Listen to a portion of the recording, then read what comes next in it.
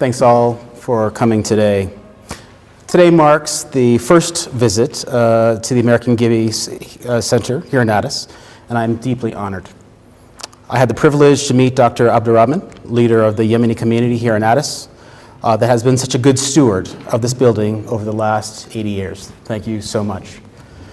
We're also pleased to be joined by British historian Ian Campbell, who I had the privilege of meeting just prior to this conversation, who was instrumental in publishing the story of Cornelius van Engert during the Addis Ababa massacre. Ian, Dr. Campbell, thanks again for coming today. I'm heartened by the former American Legation Building's long-standing role as a school for the Yemeni children here in Ethiopia for these many years. While there is still work to be done, as you can all see, it's good to see the renovations completed by our embassy last year have addressed some of the building's most pressing needs. Yet this building holds profound significance beyond its American ties. 87 years ago, horror unfolded outside these gates, as many of you here know.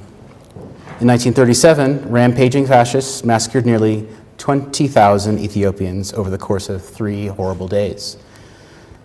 In a tragic event known as Yeketith 12 massacre, thousands of Ethiopians were targeted not for any evidence, not after any due process. At that time, my predecessor, many times removed, U.S. Chargé d'Affaires Cornelius van Engert, bravely sheltered behind these walls nearly 750 Ethiopians from almost certain death. I'm incredibly proud and humbled by the actions of Chargé d'Affaires van Engert and hope to carry forward his respect for the human right to life, dignity, and respect. Regrettably, many people across Ethiopia and across the globe continue to face the same fear that Ethiopians did 87 years ago here. Bandits, armed groups, and at times government security forces act with impunity in carrying out violations of these very same rights to life, dignity, and respect, reflecting a disregard for due process and the rule of law.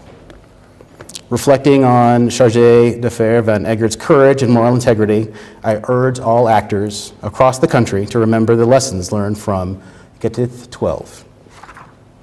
Even in, and especially in, times of war, times of conflict, human rights and human dignity of every man, woman, and child, regardless of ethnicity, regardless of religion or language, cannot be forgotten.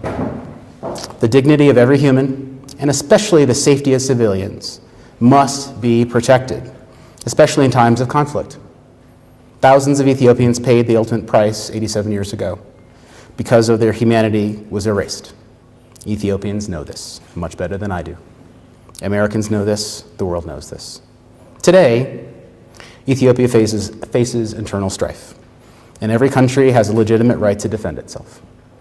But how a country defends itself reveals its character and will undoubtedly determine the course of future conflict and, more importantly, social cohesion today and going forward. Moreover, as armed actors continue to pursue political objectives through violence rather than dialogue, conditions remain ripe for abuse. Those conditions in which armed groups are attempting to achieve political aims through violence and the government's actions to oppose those efforts have an undeniable effect on political space. My country has experience with this. From the Civil War to World War I and World War II, my government has confronted these issues, balancing the need to protect human rights with the need to defend the state.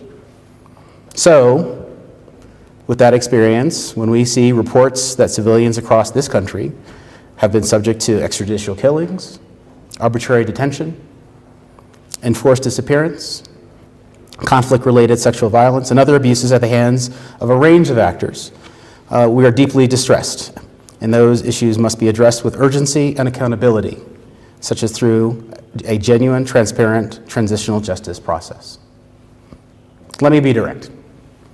To those in Oromia, the OLA, you made a genuine effort to reach a deal at the negotiating table in Dar es Salaam. Don't give up. Make the effort to rebuild trust and seek the peace for which there is overwhelming public support. Too many people are suffering as the fighting continues. To those fighting in Amhara, to those that call themselves the Fano, please know that your rejection of dialogue does not serve you well.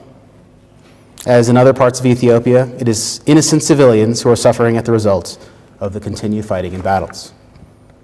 Many in Amhara are passionate that their cause is just.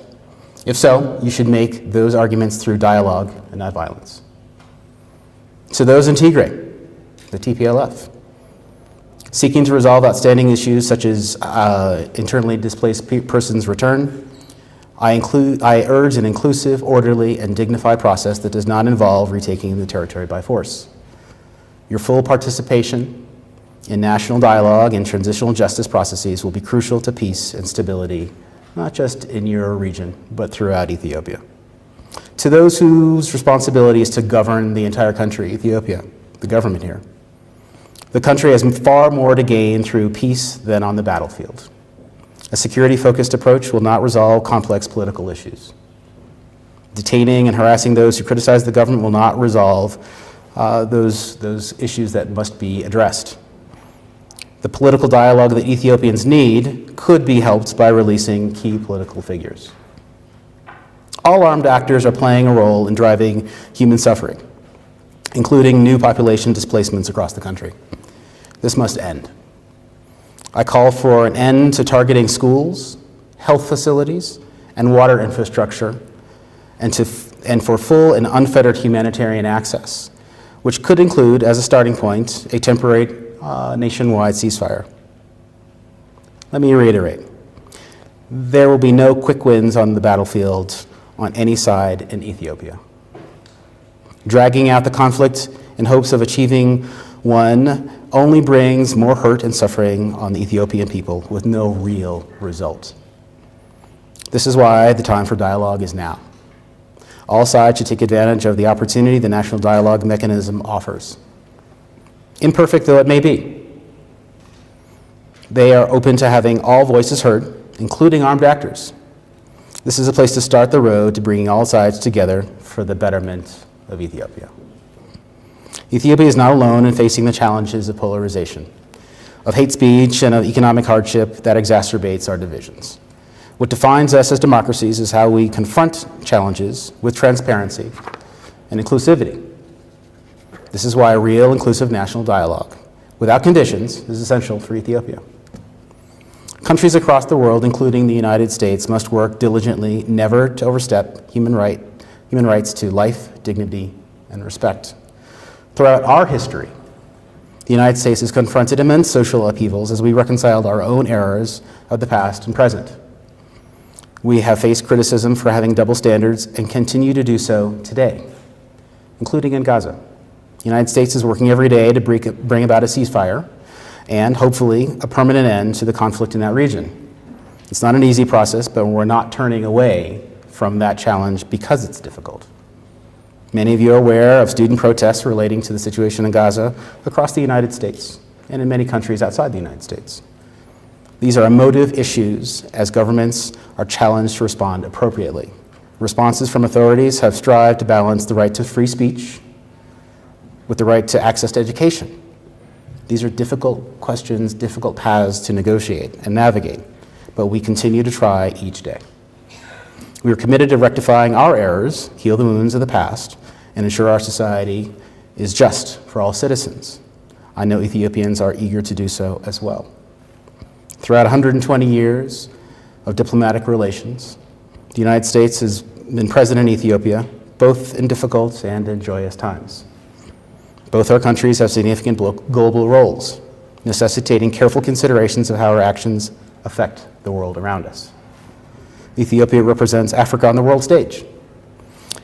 As the home of the African Union and as a symbol of African pride, for many, Ethiopia's actions have a ripple effect throughout the continent and around the world. A rights-respecting, stable, and prosperous Ethiopia is fundamental for the African continent. Let us strive to be inclusive, transparent, and consultative in how we approach challenges, forging a path to a more peaceful, prosperous world, not only for our populations, but for those in our neighborhoods and beyond. So I call all of us to honor the lessons Ikata 12 and to respect with both word and deed the human rights of all, regardless of ethnicity, religion, language, or alignment. Thanks again.